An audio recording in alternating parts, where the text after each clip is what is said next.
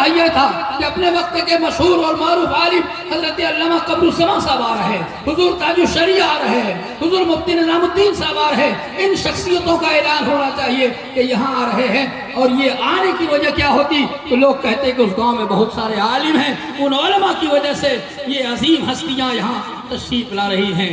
लेकिन अफसोस की बात है कि एक तरफ हम ऐसी शख्सियत को बुलाते हैं जिन्होंने बेशुमार मर्तबा नबी के रोज़े को देखा और 57 मर्तबा नबी के रोज़े को देखने के लिए कि उनके तुफैल हज भी खुदा ने करा दिए।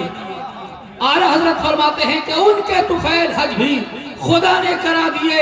असले मुराद हाजिरी उस पाक दर की है, असले मुराद हाजिरी उस पाक दर की है। और जहां पुकार कर आला हजरत फरमाते हाजियो आओ शहनशाह का रोज़ा देखो, काबा तो देख चुके काबे का काबा देखो। काबा देखा बहुत लोगों ने, लेकिन हुजूर ने जितनी बार काबा देखा है उससे कई गुना ज्यादा काबे का काबा देखा। हजरात ऐलान ये होना चाहिए था कि नहीं, ये होना चाहिए था कि नहीं? लेकिन ऐलान क्या हो रहा फेसबुक पर कि मैं नेहा खान अस्सलाम वालेकुम, आपकी बहन आपकी रजील अजीज, मैं 24 नवंबर को आपके दुर्वेश नगर, अल्हम्दुलिल्लाह हजरत ये रहमानी नगर है, हाँ गांव है तो क्या हो गया, अब ये पंचायत झिरवा है। झिरवा में बहुत सारा गांव है, इसमें पासवान भी है, हजाम भी है, जट भी हैं, साईं भी हैं, मुसलमान भी हैं, सैयद भी हैं, सब लोग हैं। तो गांव झिरवा पंचायत में बहुत लोग हैं। ऐसे ही मदारगंज एक बड़ा गांव है, बड़ा गांव है और इस गांव के दो हिस्से हैं। इस हिस्से का नाम है रहमानी नगर, इस हिस्से का नाम, और कसम हजरत जैसे ये नाम नाजिल हो गया था दिमाग में, ये अचानक जिसने सुना उसने कहा बड़ा अच्छा नाम है। अचानक जब गांव का बंटवारा हुआ ना तो इसका नाम रखा गया रहमानी नगर। और लामुहाला रहमान के मुकाबले तो शैतान ही होगा ना, रहमान के मुकाबिल शैतान होगा। तो यहाँ बुजुर्गों का फैज है, फजलुर रहमान का फैज है, ये रहमानी नगर है। यहाँ रहमान की बात होगी, वो शैतानी नगर है, वहाँ शैतान की बात होगी, शैतान की बात होगी। और हद तो ये है हजरत, एक जुमला और माफ करेंगे, वक्त बहुत देर है। अरे माशाअल्लाह, अगर आप ऐसे पैसा दीजिएगा तो हम और ज्यादा गाली बोलेंगे।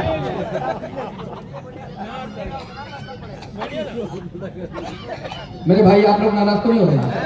ये हजरत की तकरीब के लिए हम जानते हैं कि आप बेचैन हैं और चाह रहे हैं कि कब हो, लेकिन मैं हजरत से इजाजत लेकर और आपसे इजाजत लेकर, तो आपका ये मोहल्ला क्या है? और रहमानी के मुकाबले शैतानी नगर। क्योंकि शैतानी नगर रखेगा कैसे? क्योंकि इस मोहल्ले के लोग अपने आप को सैयद कहते हैं।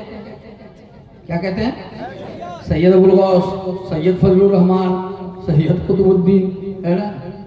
तो अब हम भी अगर सैयद नगर कहें तो फिर लोग कहेगा कि ये भी तो उसी मोहल्ले का है। तो अल्लाह ने दिमाग पर ऐसी लानत बरसाई कि अब उसका अपना जो नाम रखा वो रखा दुर्वेश नगर। मोहम्मद 70 साहब सो रहे हैं, बहुत गौर से सुने आपकी बात। क्या नाम रखा? और दुर्वेश का माना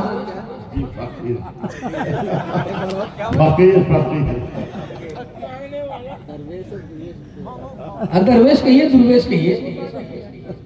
मैं चूंकि थोड़ा कम पढ़ा लिखा हूँ। दरवेश नगर क्या है? अरे बोलिए, दरवेश नगर, ये रहमानी नगर, वो शैतानी नगर। यहाँ फजलुर रहमान की फजलुर रहमान का फैज मिलता है। और उसने जब नाम रखा तो इसके मुकाबले में कि हम भी एक अच्छा नाम रख लेंगे, उससे ऊंचा नाम रखेंगे। और नाम रखा था, क्या रखा? दरवेश नगर। और दरवेश का नाम हजरत ने बताया ना, फकीर, भीख मांगने वाले को दरवेश कहते हैं, भीख मांगने वाले को। और मैं कहता हूं अगर भीख मांगते हो तो बुरा नहीं है, मगर भीख मांगो कौम के बच्चों को तालीम देने के लिए, भीख मांगो कौम के बच्चों को ऊपर उठाने के लिए, भीख मांगो कौम के बच्चों को एजुकेटेड लिए भीख मांगो, अच्छा काम करने के लिए, रंडियों को बुलाने के लिए भीख मत मांगो। अरे तुमने ऐसा नाम रखा है कि अब एक दो नहीं पूरे मोहल्ले का नौजवान भीख मांग रहा है। और हद तो यह है कि हम सिर्फ मुसलमानों के पास उर्स के नाम पे अगर चंदा मांगते हैं तो वो किसी गैर मुस्लिम, यहाँ तक कि पासवान, मुसहर, संथाल किसी को नहीं छोड़ता है। अरे कैसा दुर्वेश है, कैसा दरवेश है कि मुसलमान तो मुसलमान, गैर मुस्लिमों को भी नहीं छोड़ा। अच्छा, ये इतना भीख मांग मांग कर, ये भीख मांग मांग के कसम खुदा की हर साल, आज 12-13 साल से हर प्रोग्राम में 5 से 6 लाख रुपए खर्च होते हैं। अगर 5 लाख रुपए के हिसाब से जोड़ा जाए तो 12 साल से एक प्रोग्राम कर रहा है और 60 लाख रुपए। और हजरत इस प्रोग्राम में गांव के लोगों के कम से कम 10 लाख रुपए खर्च होते हैं। अभी कल जो भीड़ होगी मेहमानों की, एक एक आदमी के यहाँ 100 मेहमान होंगे, 100 मेहमान होंगे। ये गांव के लोगों के पैसे जो अलग बर्बाद होते हैं हर साल 10 लाख, ये अलग है, और 60 लाख रुपए जो बर्बाद हुआ वो अलग है। कसम खुदा की अगर उसने भीख मांगा था तो भीख मांग कर एक मदरसा बना रहा है, तुम एक यूनिवर्सिटी बना लेते, फिर कहते कि तुमने जो कुछ मांगा है ये मांगना तुम्हारा कामयाब है। अच्छा, ये काम अच्छा है कि बुरा है? अरे हम जानते हैं कि लोग उसकी तारीफ कर रहे हैं, मदद कर रहे हैं, है ना, मदद करते होंगे, चंदा देते होंगे मोटा मोटा, क्योंकि पूरे जिले में कोई समिति, कोई मुखिया, कोई सरपंच, कोई मेंबर, कोई एमपी, कोई एमएलए बाकी नहीं है कि जिससे इसने कहा होगा कि इससे ले, इससे ले, इससे ले, किसी से बाकी नहीं, मांग लो। लेकिन जहां बुजुर्गों की आमद का ऐलान होना चाहिए था, अफसोस की बात है, क्योंकि मेरा भी गांव है ना, मैं अगरचे नहीं बोला रहा हूं, लेकिन दुनिया जानती कि मदारगंज में आ रहा है, मदारगंज में आ रही है और आएगी। आप ये बताइए कि वो क्या आपको इस्लाम सिखाएगी? अरे आपको दीन सिखाएगी? दीन सिखाएगी? वो क्या कहेगी? जवानी 4 दिन की है, जवानी के मजे ले लो। अरे गाएगी, मैंने उसका सुना है, जवानी 4 दिन की है, जवानी के मजे ले लो। कसम खुदा की जब तुम्हारे गांव की लड़कियां इस जुमले को सुनेगी, इस शेर को सुनेगी, तो तुम्हारी बच्चियों का ज़हन कितना परागंदा होगा और कितना गंदा होगा। बच्चियां सुनेंगी और फौरन दिमाग उसका सेट करेगा कि यकीनन जवानी है और इसी में मजा लेना चाहिए, बुढ़ापे में क्या मजा आएगा।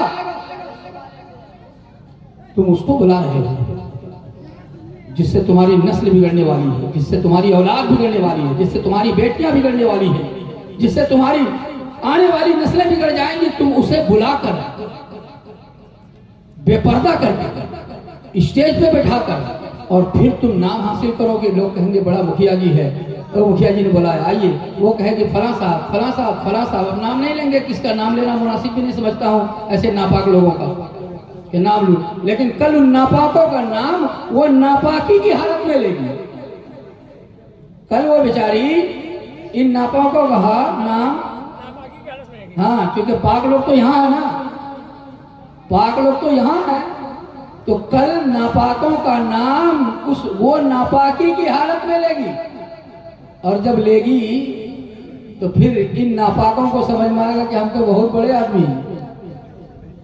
हज़रात एक बात जान लीजिए, कसम खुदा की मैं अपने गांव के हर आदमी से ये कहूंगा कि ऐसी चीजों को जिससे आपके गांव में बुराई फैले, जिससे आपके गांव में गंदगी आम हो जाए। अच्छा, हैरत की बात तो ये है हजरत कि बाप भी सिगरेटी है, बाप भी उसका मेंबर है, बेटा भी मेंबर है। हाय रे है, क्या हो गया इसको? नहीं है। अरे हम दिखा देंगे आपको इश्तिहार कि बाप 1 नंबर का मेंबर है तो बेटा 7 नंबर का मेंबर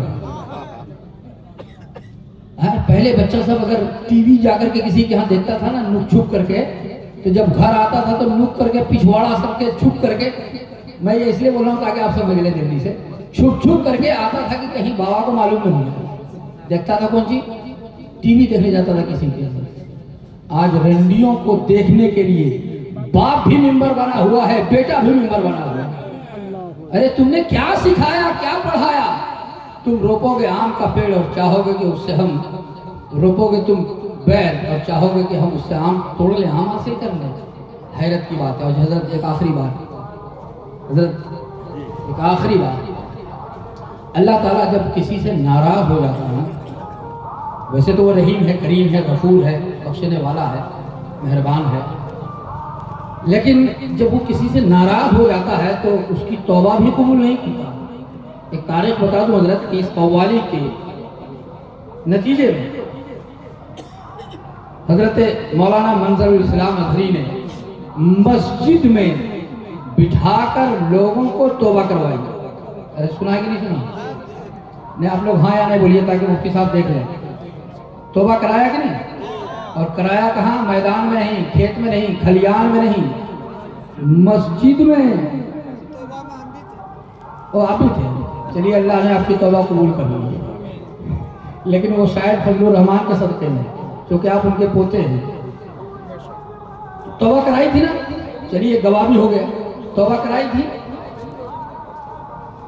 तौबा के बाद, तौबा का मतलब क्या है कि अब ये काम हम कभी नहीं करेंगे। ए अल्लाह, जो कर लिया ये गुनाह था, मैंने कर लिया, जानता नहीं था, कर लिया, भूल हो गई, कर लिया। ए मौला, अब नहीं करूंगा, माफ कर दे। यही ना? अरे यही मतलब होता है। अरे हाँ या नहीं तो बोलिए ना, माफ कर दो। ये तो कहीं भी, यहाँ भी तौबा कर ले, अल्लाह कबूल कर सकता है। लेकिन उसने मस्जिद में तौबा की, मस्जिद में तौबा की, और मस्जिद की तौबा उसकी कबूल नहीं हुई। अरे अगर कबूल होती तो फिर कव्वाली नहीं होती। ये कव्वाली इस बात की दलील है कि वो मस्जिद में नहीं, खाने काबा में भी कर लेगा तो अल्लाह इतना नाराज हो गया है कि अल्लाह मस्जिद की तौबा उसकी कबूल नहीं कर रहा। ये उस पर लानत है अल्लाह और उसके रसूल की।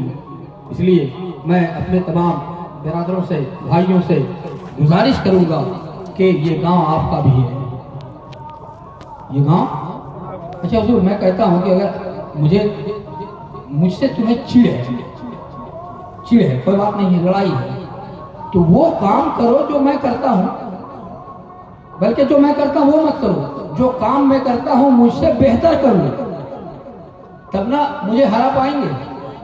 मुझे कमतर कब दिखाएंगे? जब आप जो काम मैं कर रहा हूं उसी काम को आप बेहतर तरीके से और बढ़ा करके, अच्छा करके उसे कीजिए, तब मैं समझूंगा कि मैं उनके मुकाबले में हार गया। लेकिन ये क्या मतलब है कि मैं नमाज पढ़ूंगा और आप जाके नाचिएगा? ये कौन सा मुकाबला है भाई? काहे नाच रहे? तो वो नमाज काहे पढ़ रहा? अरे तुम्हारी अकल को क्या हो गया? अकल से पैदल हो गया। अगर मैं 4 रकत नमाज पढ़ रहा हूं तो तू 12 रकत पढ़ना, 12 रकत पढ़, हरा दे हमको कि वो 3 टाइम पढ़ेगा 4-4 रकात, हम एक के बार 12 रकात पढ़ के दिखा देते है कि नहीं? इन्हें हम नमाज पढ़ेंगे, तुम नाचोगे, ये कैसा मुकाबला है? तो अल्लाह ने मेरी मुकद्दर में नमाज रखी है, हम नमाज पढ़ेंगे, और उस पर अल्लाह नाराज होकर के उसके मुकद्दर में नाच लिख दिया है तो वो नाच ही करेगा। एक शायर ने कहा था कि सीने मोमिन से क्यों अब हो रहा है नूर कम, है खिलाफे मुस्तफ़ा बढ़ता हुआ उनका कदम, जो मुजस्सम फूल था अब वो सरापा खार है, उसके मख्फी राज को समझे न तुम, समझे न हम, समझे न तुम, समझे न हम। ऐ मुसलमान, तेरा मनसब क्या था, अब तू क्या हुआ? बेचते हो रोटियों के वास्ते अपना धर्म, और जितने नेता गढ़ लोग हैं उधर अभी, उन सब के लिए एक शेर कि झूठ बोले सूद खाएं पास रखे रंडियां। हकीकत समझिए, हकीकत सुनिए। झूठ बोले सूद खाएं पास रखे रंडियां, पढ़ना लिखना कुछ न जाने जेब में 2-2 कलम, पढ़ना लिखना कुछ न जाने जेब में 2-2 कलम। इसलिए जब तक ये जहालत रहेगी रंडियां आएंगी, वो जाहिल रहेगा, वो जेब में 2 कलम हो कि 4 कलम दिखाता रहे, मगर एक दरखास्त थाने में लिखने की सलाहियत पैदा नहीं हो सकती है।